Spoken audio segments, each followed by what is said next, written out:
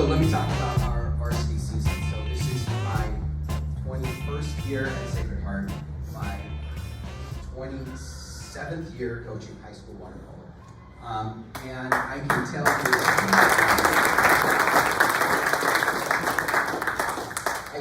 you two things for sure at this point. One, teenage boys are going to make some really stupid decisions. That's one, I promise you that. And two, they almost always break through. They get there.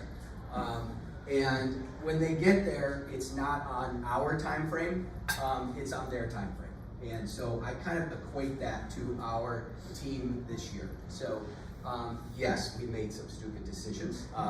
We spent the first portion of the season figuring out we were not very good at basketball.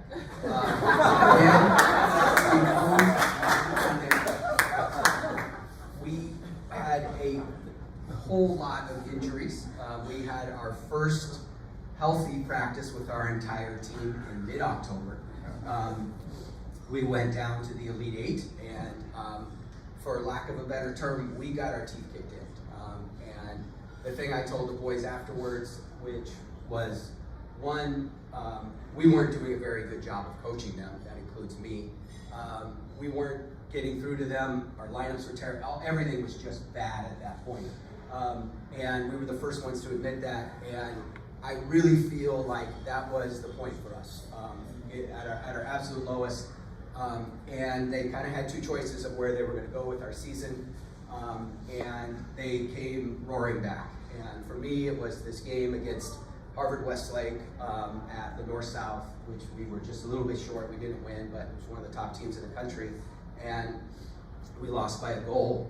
And I felt like afterwards, the guys, the coaching staff were just like, we could really do this if we wanted to. And everything starts clicking. The team is fully engaged. And as I said before, the breakthroughs do come eventually. It's not when I wanted them in September. So I tell our kids the same thing every year, even though I often break the rule. And for us at Sacred Heart, the tournaments are practice. All the games are practice. All we focus on is in November. Right? We want to be really good in the month of November. And so the breakthrough happened. And so I am so proud to say what these guys did in that month of November. So we won WCIL in a one-goal game, came back and won our 14th consecutive CCS championship in perhaps the most chaotic.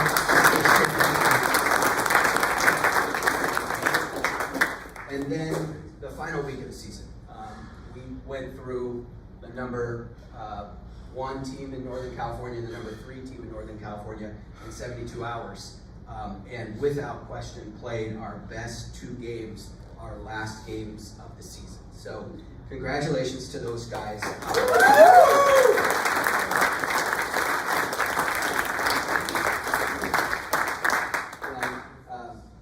As I said before, it's never a straight line. I wish it was, but it's not. But as we stand here, they did it. And the seniors led them through it, and they got them there. And they all are standing on the podium, and I couldn't be more proud. Of course, we need to mention that this team has the highest GPA in the history of Sacred Heart.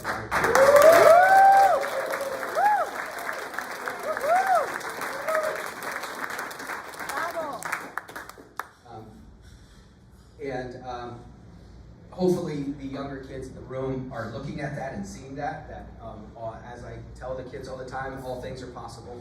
You can be a member of the varsity team, you can have an amazing GPA, you can have a great social life, you can do everything. And this senior class, as they were talking about, is a great example of that. So hopefully our younger kids are watching and using those guys as role models.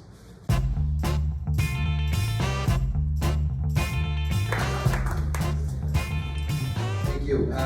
Let's move on. We have 2 more senior speakers. The first will be Hugo.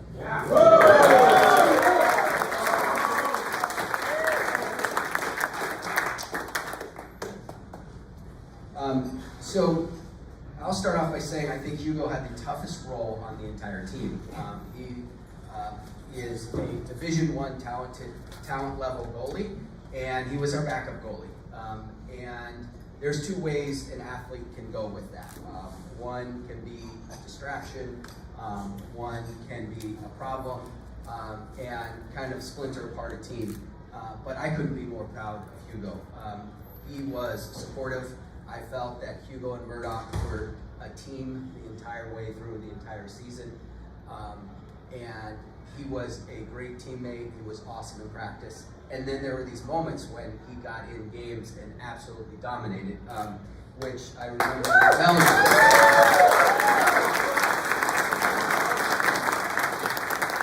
when we needed him most, he played his best game I've ever seen him play. And I can't tell you how much we appreciate that as a coaching staff and a team.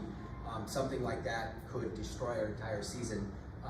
But Hugo is truly level 3, and we're looking forward to watching him play on the next level. All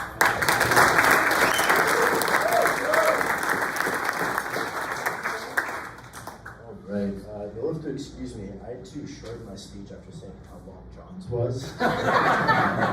So before starting my speech, I want to thank both my parents and my younger brother for always being there for me. I love you guys. All right, so the last 4 years have been really short and sweet, just like Coach K. There's been some ups and downs, and I'm thankful to call all of you guys my teammates. Why don't we take a trip down memory lane, shall we? Right, so back to the first time that I met Coach K and some of my teammates. Okay, so picture this. It's the summer of 2016, and young Hugo, Cameron, Jake, and Owen are all excited for their first JOs. To our surprise, we didn't get our regular in-season coach. Instead, we got some scary-looking guy called Brian Kariski.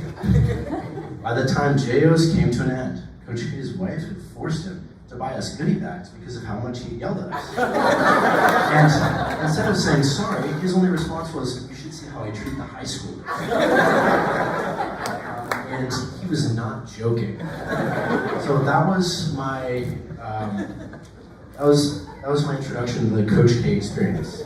So from physical to verbal abuse, Coach K used everything in his repertoire, and all for 2 distinct goals: winning CCS and instilling in us his favorite word of all time, grit. And clearly it worked. Coach K, despite my constant complaints of everything you have made us do over the years, thank you.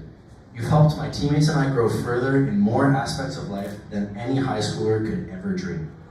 Coach Peter, how we doing? You've been my coach for practically my entire water polo career, and I'll always be thankful to you for that. Thank you for always being the emotional support after Kay is done with us. Make sure to give us more of those weird swim sets. They work, trust me. Finally, Coach Lance. While you've coached me for the shortest period of time, you've definitely left a huge impact. From questionable calls in our scrimmages and more questionable driving. It's been a blast. Make sure to always check your clearance site, and please, for the love of God, hop in and show us that sub 4700 fly that you're always ranting about in the good old days. To my fellow seniors, it's been a hell of a journey, but I'm glad to have been part of it. To my best friends, Luke, Lex, and John, thanks for always being there for me, even when I'm a pain in the ass. To the rest of the team, you guys are like a second family to me, and don't let anything Coach K says or does get to you. Or at least don't let it show, because he takes enjoyment in your suffering. Thanks for an amazing season, guys, and I love you.